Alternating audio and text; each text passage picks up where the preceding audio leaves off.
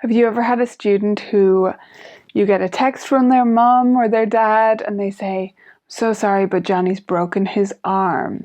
Whether it's their right or left doesn't even matter for piano. Either way, we can be a little bit in trouble. But I want to encourage you not to tell those parents to take a break from lessons, because you can absolutely use this time super well and make the best out of it. It can actually be a fantastic opportunity if you see it the right way. So I'm going to give you 5 ideas today for what to do when a student has one arm or hand injured or broken. So the first idea is to simply lend a hand to them.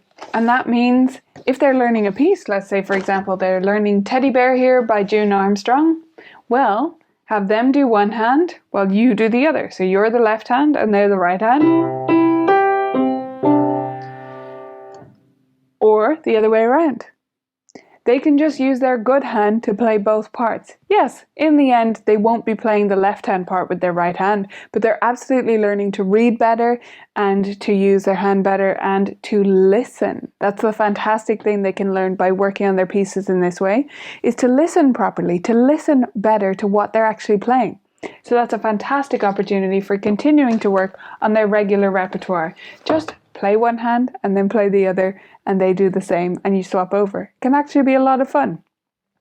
Another idea, of course, is to play duets. A lot of duets will come with a part that is only one hand at the top anyway, like a lot of the pieces in Pronto Pizzazz here. But even if they aren't only one-handed, they'll still sound pretty good if you do one hand or the other, because you have that duet part underneath, making it sound rich and full. So that's a great option for you there.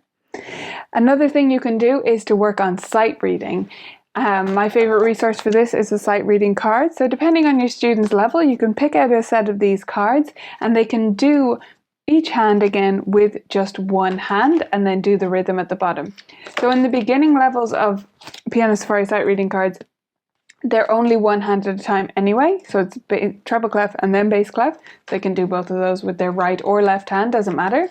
The later levels, there will be some where they're hands together, and you can choose whether to lend a hand, as we talked about before, or have them do each of those separately, or just do the hand that they actually are still using for those later levels. And of course, the sight reading cards go all the way up, so for most students, you will find a level that will be challenging enough for them.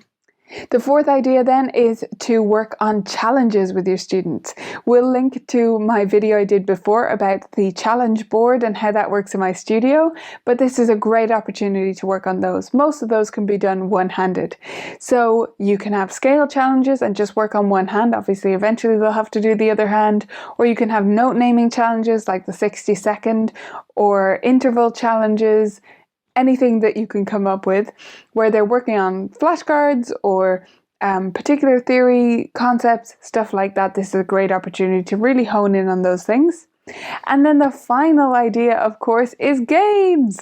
You can find tons of games inside Vibrant Music Teaching.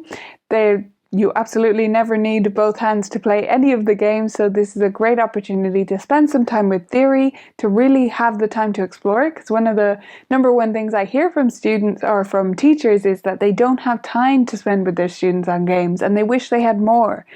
Well, this is your opportunity to do that.